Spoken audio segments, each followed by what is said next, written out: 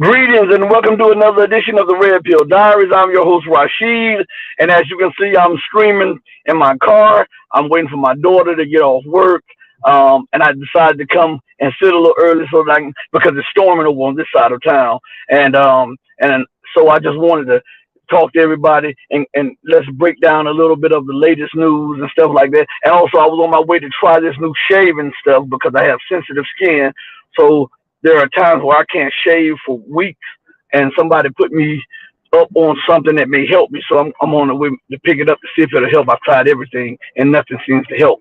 But let's go into what's going on in the news today, everybody. I'm glad that you're here to join me. I hope that you're blessed. For those of you who are joining in the chat, it will be probably, let's see. Let me see something. Comments. I'm going to have to watch the comments from the StreamYard because for some reason I'm being blocked on YouTube on my other phone to try to get into my dashboard, and they're not allowing me to do it. So I'm going to have to be mindful of what's going on through. If you're putting comments down, it may be a delay because StreamYard is like maybe a 30 seconds to a minute delay from the YouTube chat room or whatever, but it eventually conveys it over to the StreamYard. So please forgive me for that. And I'm new at this, so you guys got to give your brother a break on this, all right?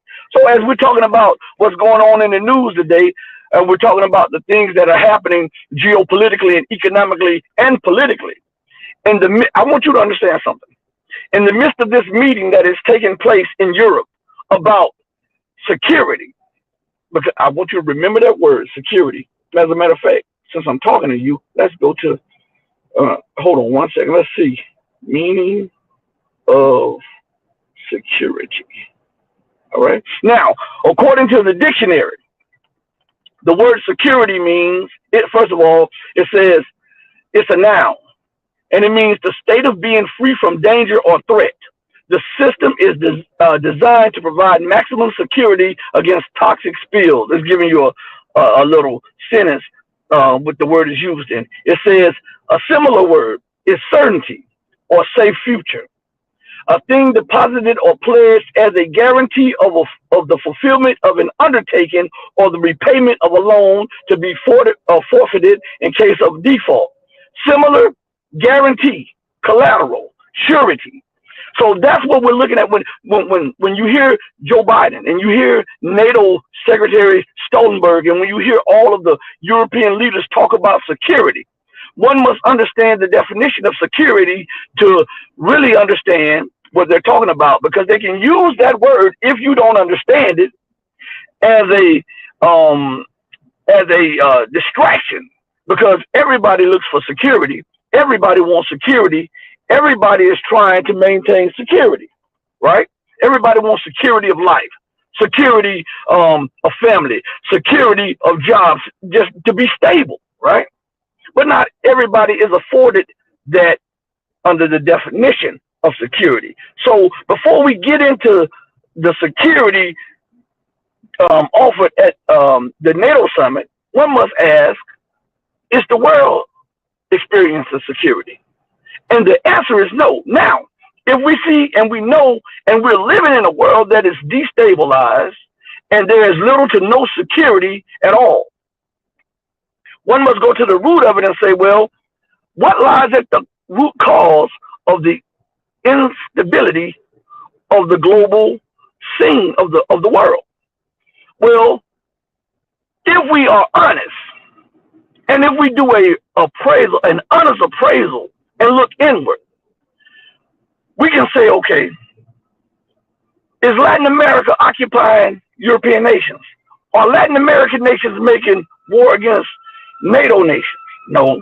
Are Asian nations making war against European and NATO nations? No. Are they occupying NATO nations? No.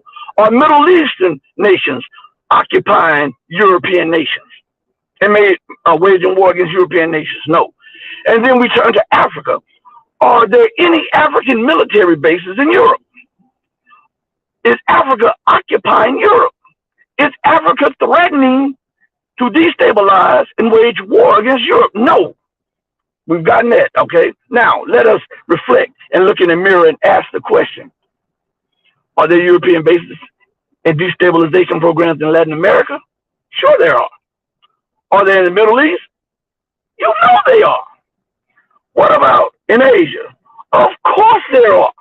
And no need to even mention Africa on this, because every NATO nation in some sort has a military contingent in Africa somewhere.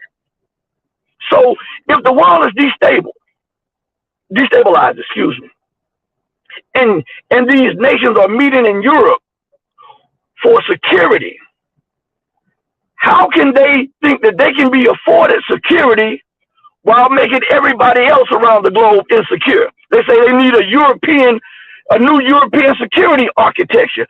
There are no African or Latin American or Asian or Middle Eastern nation occupying Europe.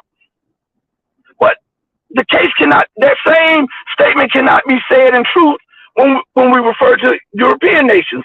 So what lies at the root of this is Europe's arrogance, the Western world's arrogance and racism, and their desire and unquenchable desire to dominate, to rule, to dictate, and to occupy everybody outside of the spectrum of the garden, right?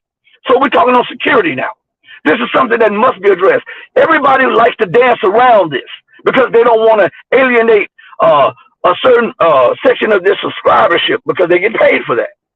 They want to dance around this because they want to make friends. But listen to me, if you lie and you withhold pertinent information, to me, you are damaging what could be a good friendship. To me, you are misleading people and leading them down a path of destruction when you are informed about the true situation and refuse to enlighten them of what is going on, right?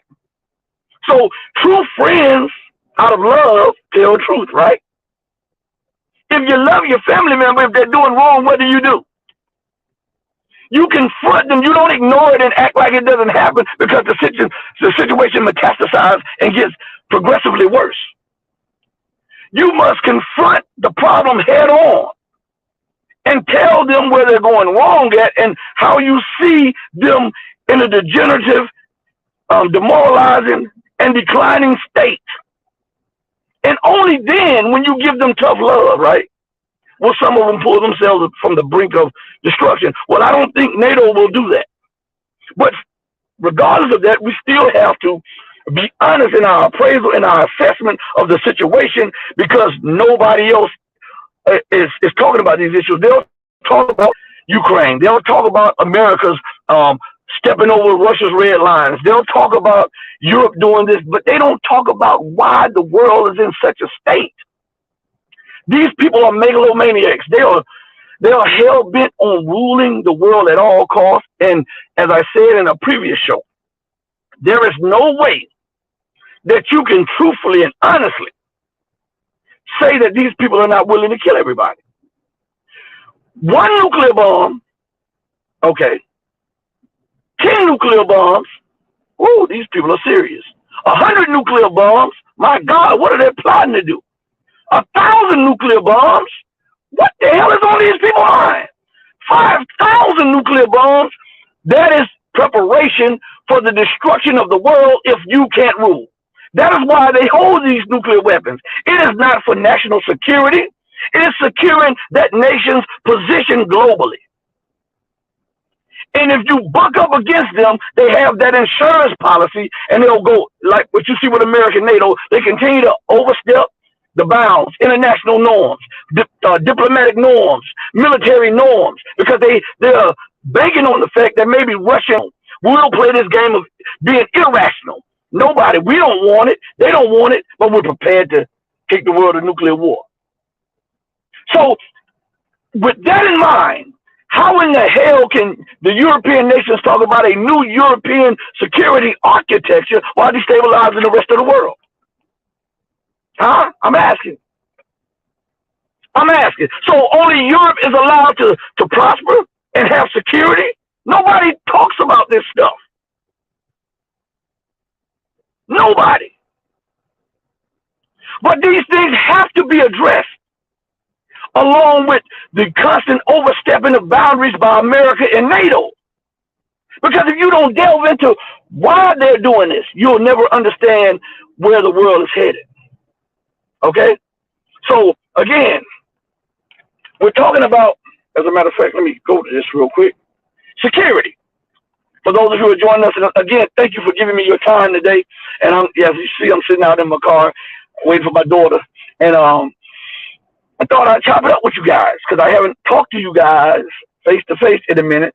So we're addressing the NATO summit, what it means, what's behind all of these geopolitical motives and objectives that they're talking about in Europe. And the main issue is security. So according to the definition of the word security, it is a noun. It means the state of being free from danger or threat. It means certainty, safe future, guarantee, collateral, surety. Now, I want you to think about this. America and NATO has doubled down on their moves in North Africa, in the Sahel and in West Africa and all of this stuff. Macron had already openly said, and Joseph Borrell had alluded to, that they have to do this and they have to maintain a presence in Africa because Africa is vital to their national security issues. Now, I want you to think about this, okay, as we're talking about this, before I go any deeper.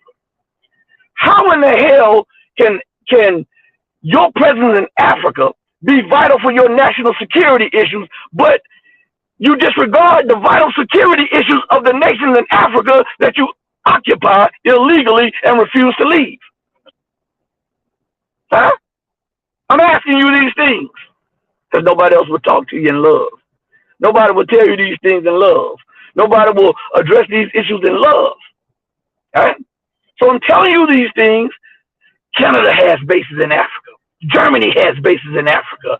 Almost all of the European nations have bases in Africa, and the African nations have demanded them to leave, and they have yet to leave. So while they're talking about villainous or whatever, and how they're talking about the meeting between European nations in Europe, they ignore the security needs of Africa. They're ignoring the security needs of Eurasia. They're ignoring the security needs of Latin America. They're ignoring the security needs of West Asia, North Asia, Southeast Asia, and Asia proper. So how will Europe gain security or have a new security architecture while ignoring 9/10 of the population of the planet Earth? Because that's what it is. NATO does not even comprise 1/10 of the population of the planet Earth. And you're ignoring the majority, the will of the majority, and yet you say that you are for democracy. Right? How can you ignore the voice of the majority of the globe and at the same time talk about stable democracies when democracy is the will of the people? According to the West. Something to think on, huh? I see comments. We're going to talk on. Let me go into the comments for a minute. Random. I always mess your name up. I'm so sorry. Random Ezerg and Faisal. I'll share. I'm messing up because I can barely see these little words on my screen. So Faisal, please forgive me for butchering it because I can barely see the end. And good to see you too. Yeah, and Faisal, let me see if I can highlight what he just said. Let's see. All right. Oh, I can highlight it. I'm learning as I go. So it says, they don't give a damn about democracy. This is what I'm saying. It is for these meetings are for the elite to exercise domination across the globe at all costs. Listen, people talk about Hitler. And talk about how Hitler was the worst person in history because there's this belief that he killed between 2 and 6 million Jews. Now, I'm not going into that because I'm not getting kicked off YouTube for that. But listen, what about the Belgian king? What about those people who live and who killed millions of people because they had a bad day that day and they went into Africa and slaughtered millions of people? So a life is not equal because of the color? Huh? When we talk about security, if you don't have security for these over here, how in the hell can you expect to have security? If you're destabilizing over here, you're destabilizing over there, you're destabilizing back there, up there, down there, and over here, and screaming about security. Make that make sense. Listen, I was looking at it, a few newscasts and a few major alternative media channels a few days ago, and they were talking about the influx of refugees, right? And then somebody made it a point to say that not all refugees are equal. If you're from Africa, they allow you the boats to capsize. This goes hand in hand, brothers and sisters. For you who are listening, you have to give me a chance to lay the base, okay? And then you see how it all connects. Now, they were talking about how they allow those boats to capsize, and then now Europe is screaming about an influx of migrants. Listen to me good, because this is something that should be talked about. I talk about it on my show all the time. They talk about an influx of Arabs, an influx of African migrants that refuse to assimilate, right? They talk about how this is heavy on the European nations' economies, right? And they're talking about something must be done about this. Well, I agree with all of what they said of those four things. But now, let's get to the heart of the matter, okay? Because anybody can say some truth, but if you don't examine the truth, what good is it for? If you don't benefit from the truth that you're stating. Now, the Africans and the Arabs, which are pretty much one and the same, you know, but they are fleeing tyranny that was imposed upon them by the West. These dictatorships, who the hell you think put these people in power? It was the West that did that. Okay, you see that these nations that are not viable nations, that are unstable and stuff, and you see civil insurrection going on, and these people are fleeing from that. Who the hell do you think started that? Who did that? This is the ramification of hegemonic policies. You go in with your covert operation teams, you take out independent-minded leaders, you destroy the institutions that run and uphold governments, which keeps the nation cohesive and viable. And when these people are looking at the living conditions and they're running away from the situation that you imposed on them, and they're looking, as Burrell said, at the garden, they say, hell, they're the ones that did this to us, so they owe us. So they go over to the garden. Now you're mad and you're in your feelings and you're pissy because now it's an added debt on you. But you didn't say that when you bombed, you assassinated, you drone struck those people in the government. You didn't say that when you sit in covert operation teams and international corporations in to siphon off the mineral resources and the wealth there. But now that the people that are running from the condition that you fostered, you screaming about extra burden or cultural difference. You make that make sense. That is actually the rapist mad that the raped or the victim is demanding that you pay reparations for what you've done. Nobody talks about this because it alienates a large segment of people who think they know everything. Now, we know, and you can pull this stuff up. I'm not making this stuff up. Google this. All of NATO has operation teams in Africa. They have them in the Middle East. They're destabilizing. As a matter of fact, as I've told you over and over again, the United States has a huge buildup going on in the Middle East and North African region, and it's not being done out of the blue. It's being done because they expect war to come. people that I've talked to even confirm that there's a big military buildup, a deployment of troops, radars, weapons, missiles, tanks, warships, all of that in the MENA region, the Middle Eastern, North African region. While they got you looking at Ukraine, while they have you looking at the flare-up in Asia, I've already known this, but people in the know had confirmed to me that the U.S., Israel, and some NATO nations are preparing for a big conflagration in that region of the world. Right? Now, again, are the people of Yemen occupying London? No. Are they occupying any of the European cities? No. Are they occupying Washington, D.C.? No. But we do know that America, Great Britain, or the UK, whichever one you want to call it, and Israel have soldiers, weapons, and equipment occupying strategic areas of the Yemeni nation, the areas that are fertile for food growth, and the areas that have massive untapped minerals and hydrocarbons. Right now, let's say if this is out of the ordinary. Well, if we look to Syria, the U.S., the U.K., and the so-called coalition of the willing are occupying the wheat basket of Syria, the oil wells of Syria, and the gas wells of Syria. Well, let's look at it again. Let's see if this is just a two-off thing. You go to Libya, the nation that they bombed back into the Stone Age.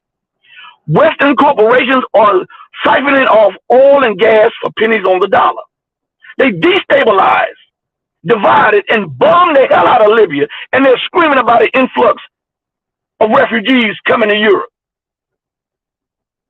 And this gets left out of the talk of the so-called learned people and all of the so-called pundits and prognosticators and geostrategists and politicians and geopoliticians. Right? I wonder why. Because sometimes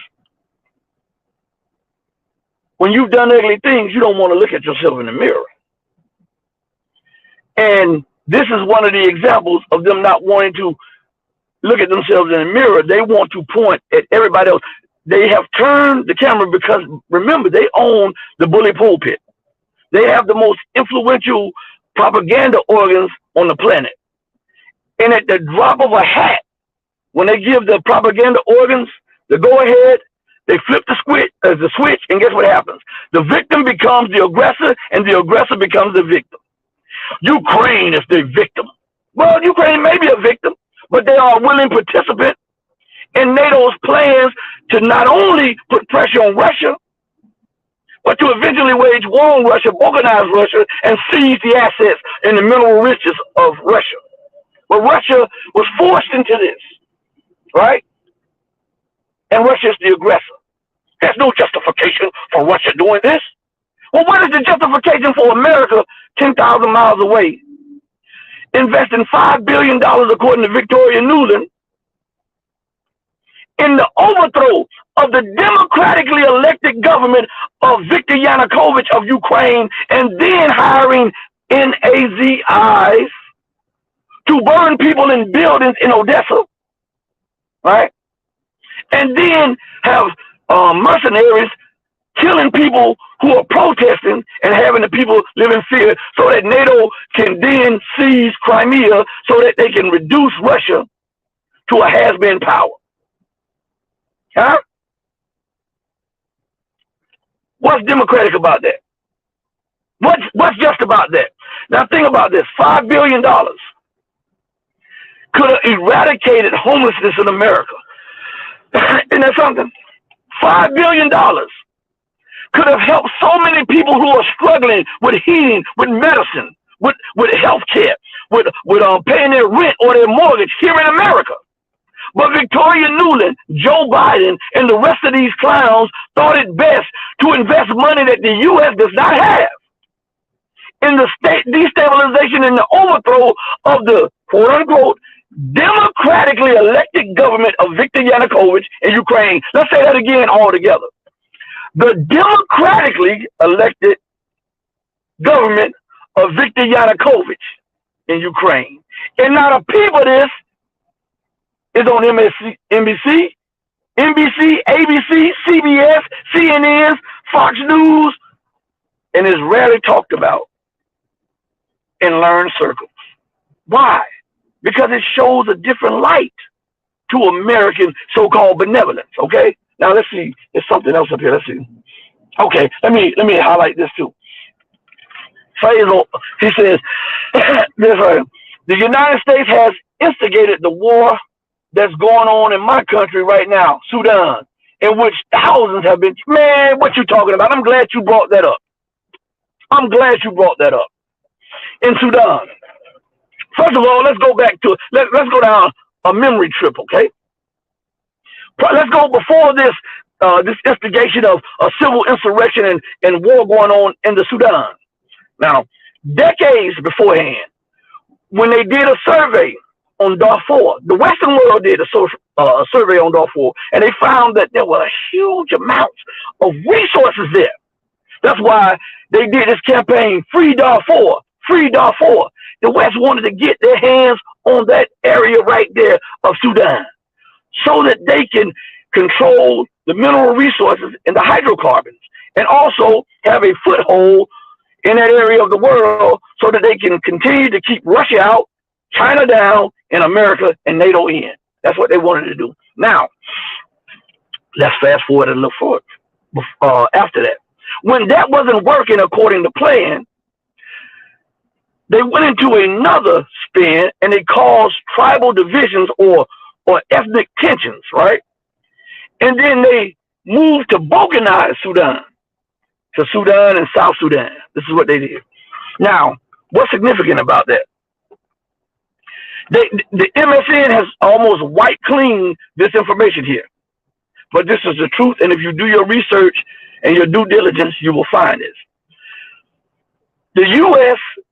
using the UN as an instrument of global hegemony put pressure on the Sudanese government to then acknowledge that maybe a vote for independence or a vote to secede would be allowed at some future date. Google this stuff, okay? This is what happened. They put so much pressure on the Sudanese. And what America and the West, they do, they don't, if they can't get what they want, they put the pressure on the people economically and politically.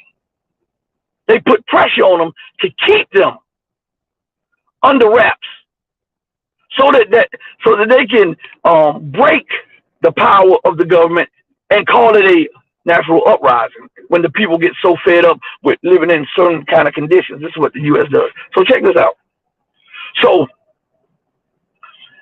after all of these meetings back and forth, they wanted this to happen. They wanted Israel to be able to have a base there. They wanted Sudan to have formal relations with Israel. They wanted the Sudanese to align with the West. And what America and the West does, they go into all of these societies pretending to help.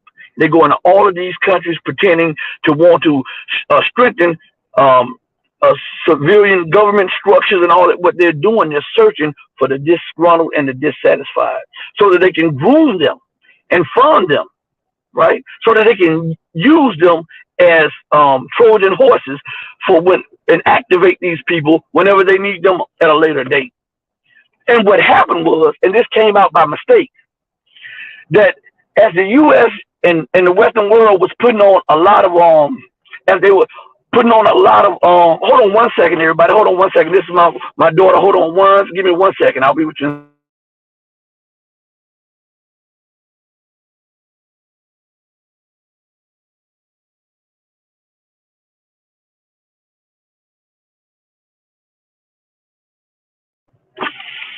All right, that was my daughter.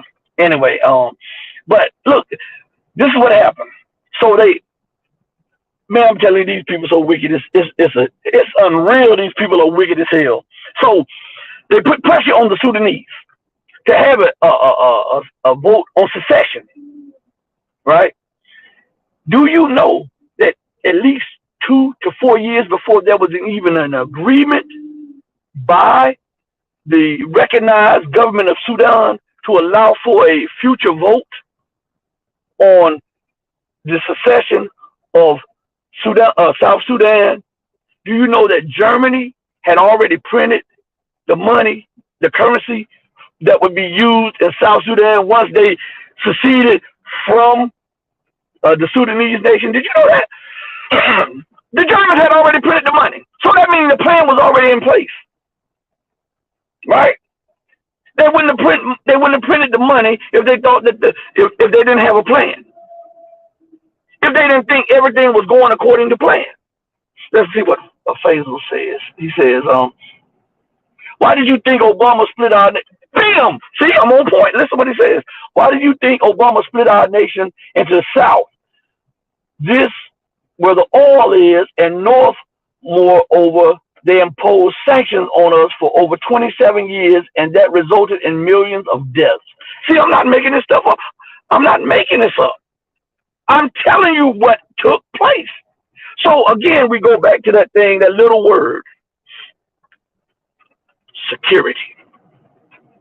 And they have been trumpeting this word security in Europe as the United States in all of these I would call separate entities that make up the most atrocious and the most vile and uncivil and sociopathic organization ever comprised, called NATO. They use this word security, but they use it in a term that they speak at you, but they speak over you. Security, a new European security architecture. Well, what the hell about? What about everybody else? They're not concerned about everybody else. This is what they're telling you. It's all about NATO. It's all about America and the European continent security. Everybody else be damned. That's what it's saying. So the word security, let's go back to this again. The state of being free from danger or threat. Now, if you one were to look at all of the places that America is at and has been, have those nations been, and are those nations free from danger or threat? No. Why? Because of U.S. and Western policies, right? And not only their policies, but their actions which follow their policies, right? So they're saying to hell with the security of Latin America. You know, we talk about this border issue here. So I got to jump on that real quick. I know my time is limited, and I'm going to come back and try to do another live stream either later this evening or tomorrow for sure. But listen, let's go to this border issue, because they talk about a lot of illegal aliens are coming in and stuff like this. And every nation does have the right to protect its borders. I'm not against all that, but I want to give it to you in the right perspective. Why are the people fleeing those nations? Huh? Yeah, it's a lot of racism down there also now. Don't get it twisted. Don't get it twisted. Now, but why are those people leaving their nation, trying to look for a better life in America? It is because of the systems, plural, and the leaders, plural, that were imposed upon these nations for decades by the U.S. and the Western world. So it takes decades to recover from that. It takes decades to start the healing from that. If you have imposed your dictates, because the Monroe Doctrine is a doctrine where America says that no other nation has the right to do this in this hemisphere. We control this hemisphere, and everybody else is less than us, and that's our backyard. That's their doctrine, right? Where they control the entire Western Hemisphere. That's America's doctrine. So if you are in control of the Western Hemisphere, and you impose Pinochet and all of these other leaders, Batista and all of these other leaders on these Caribbean and Latin American nations, how in the hell can you cry that the spillover is coming to you now? What I'm saying is there must be you must look within yourself now because there's so much going on. I'm not justifying coming across the borders. I'm just telling you, listen, these things are not happening in a vacuum. They're happening because something is making them happen. According to science, any action will receive an equal or greater reaction. And the problem now is that those policies that were enacted and that are still being enacted, they have a blowback effect. And the Western world can't take this, and here it is. Thus, the mentality of exceptionalism. This can happen to everybody else. This can happen to everybody else. But I'm America. We're Europe. We're the garden. It can't happen to us. It's not supposed to happen to us because we're exceptional and everybody else is beneath us. That's the mentality. So when you look at it on the surface and they say exceptionalism, that's what they're talking about. They actually believe that they are the exception to the rules that were laid at the base of the universe. They actually believe that they are given divine reign over the world and are able to, and should dictate everything and every policy to everybody, and that they know best on everything. If you do not believe what I'm saying, look around the globe. Look at every insurrection. Look at every government overthrow. Look at every civil war. Look at all of the trouble from Thailand to Panama, from Panama over to Sudan, from Sudan to Nigeria, to Yemen, to Eritrea, to Somalia. Look at all of these. Look at Europe. America and NATO has a hand in every last one of them.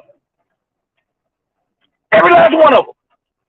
And if you think I'm lying, pull up something to refute what I'm saying. They have their hands in every last one of them, because they believe that they can dictate any and everything. Hence, they are meeting in Europe for a new European security architecture.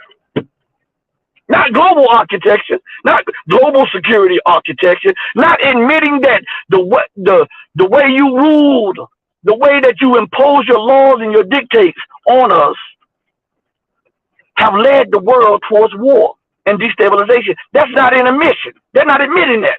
They're saying that, oh, yeah, it's destable. Yeah, and we're moving towards war. They won't tell you why and who's the cause. They'll say, yeah, we're moving toward that, but they don't go towards a peace initiative for the globe. It is predicated on America and Europe, the very causers, the ones who cause global instability. You make that make sense. Huh? Let's see. Let's go to Faisal says the current conflict was instigated because our military, you better believe that. Let's read that again. The current conflict was instigated because our military has had an agreement with the Russian Federation to have a naval base on the shores of the Red Sea in the city of Port Sudan. I have done multiple shows talking about that. I've even shown the map and the waterways and why this is strategic for America, because you got to understand, Sudan is here, right? I can't show up here, right? In Africa, over this way, right? And it is by the Red Sea, and it is also close to going through the Red Sea into the Mediterranean. Down here you have Djibouti, down here. Let me see. Yeah, down this way. And the Chinese have a base there. This is why America, the U.S., and Israel are occupying a Yemeni island in that region. They are trying to maintain power, and they said they don't care who dies, how much destruction is caused. They will maintain hegemony at all costs. Now, if that's not the mind of a lunatic, if that's not the mind of a megalomaniac, a sociopath, or someone that is absolutely, totally psychotic, tell me what is. Tell me. Huh? Just tell me. I'm telling you, there are so many things going on, and you guys it's raining real bad. It's lightning bad, and I'm out here in the car, so if you hear a lot of thundering, that's because you know the weather is bad right here. But again, we're looking at this. I'm talking to you all. Matter of fact, let's go to it. Let me see if I can play a little clip for you guys. Um, let me see. Listen, let's go back to this right here. I want to go back to this clip here, since we're on this subject. Listen to what is being said.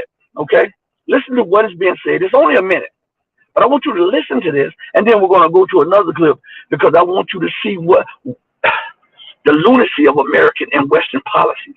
Okay, let's go here real quick. Let me see if I can play it on this. China is the world's largest industrial economy, in my view, and Iran, which has been under sanctions, but still China treats Iran as an equal. And this is very, very important today. On the global dimension, as your guest said, that we have a unilateral system which has doomed humanity to failure. It has doomed itself economically, socially, and culturally to failure. And there's need for a new system in the world where nations are treated equally, but also can cooperate for mutual benefit, as the Chinese say, a community of a shared future for all mankind, where you have a new system. I mean, there's a fact that the economic power in the world has shifted to the east, with China at its core. And the going east is no longer a matter of taste, it's a necessity for many nations. But this does not mean that we should have a new Cold War or a new split world, but that the West should learn the lessons of the past 30 years of wars and interventions and destruction, and how China has managed through the Belt and Road Initiative, through this friendly relationship with other nations, to build a completely new system. So you hear them saying that there's a need for something new. You hear the people talking about there is a need for something outside of the realm of the dictates of the West. This is unacceptable by the West. That's why they're doubling and tripling, quadrupling down on failed policy. This is why they are having a meeting in Europe right now. It is no coincidence that this meeting comes after Iran was accepted into the Shanghai Cooperation Organization. This means that the majority of the world now resides with China and Russia. It is no coincidence that on top of this, there's open talk of a global currency outside of American dictates and policy. And now they're talking about at the BRICS meeting coming up in August that there'll be some official announcement of more nations moving outside of the dollar. Do you actually believe that this meeting in Europe is truly all about Ukraine? No, it's about the policy failures of the West. America tried to send Blinken to China to try to somehow cower China, or if that didn't work, bribe China, or something like that. That didn't work. Joe Biden lashed out. Then Blinken did a double take and said we support Biden, and that's all what we're all thinking. Then you have Janet Yellen going over there begging.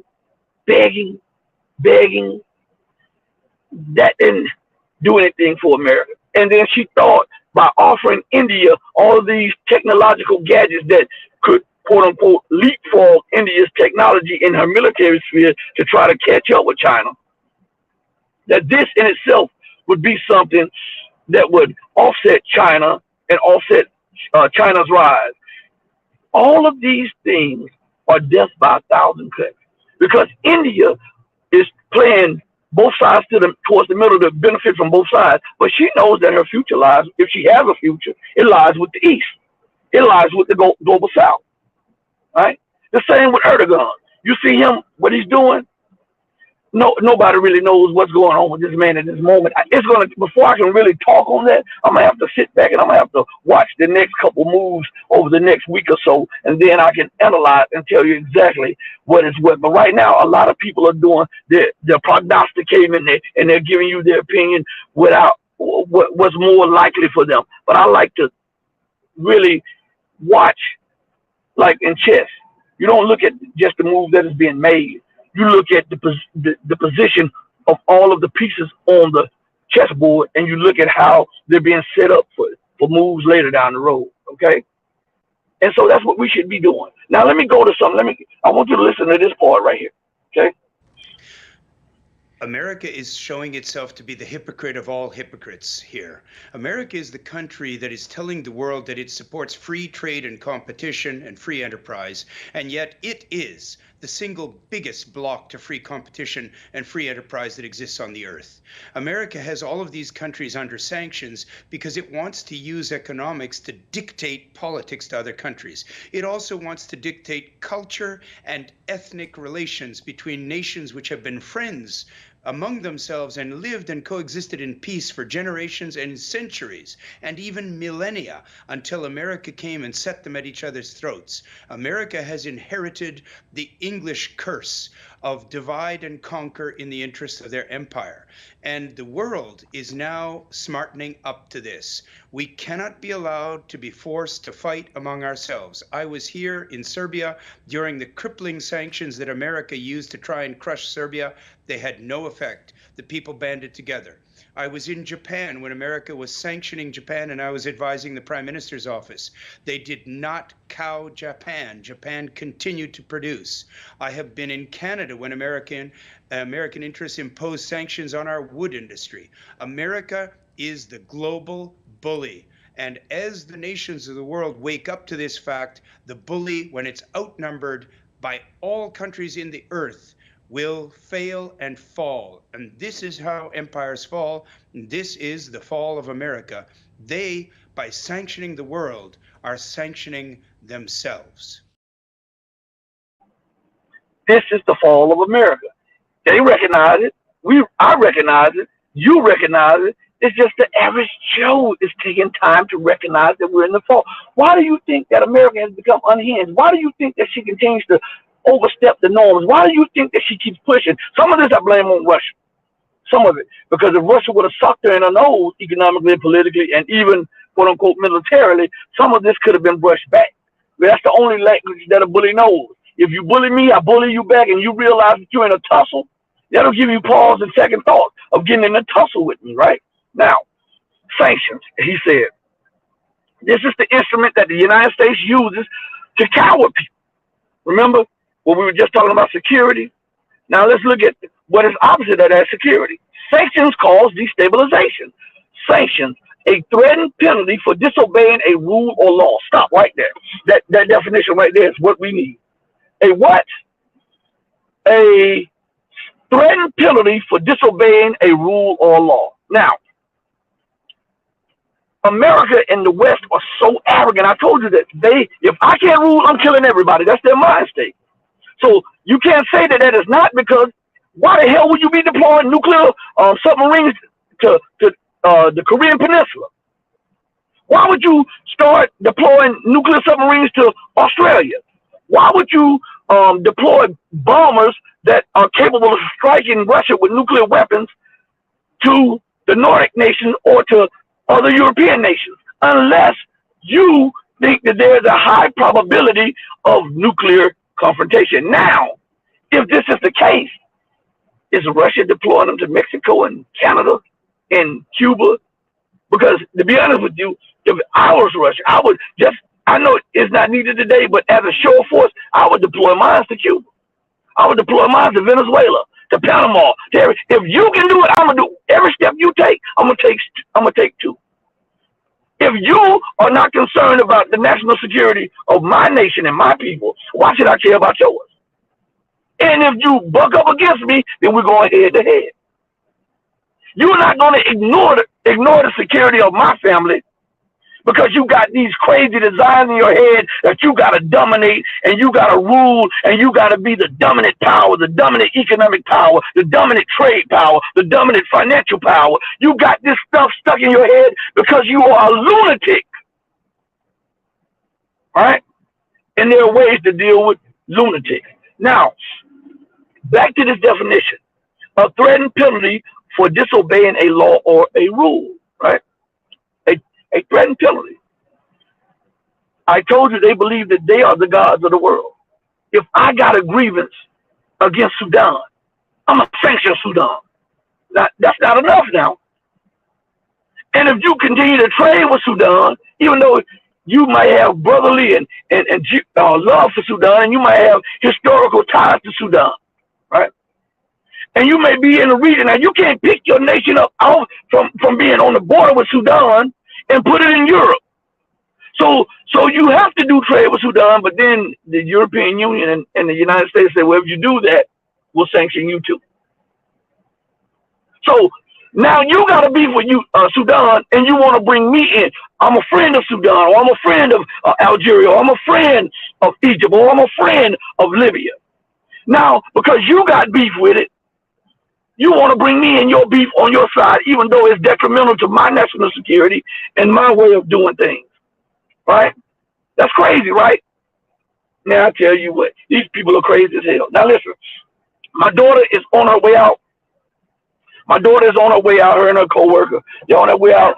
Listen, we're going to try to do another live stream later on today, or if not today, for sure we're going to be doing it tomorrow, everybody.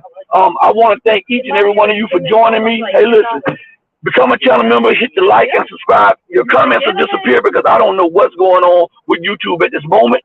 But we're going to keep stepping. We're going to keep doing it. On that note, know that I love you.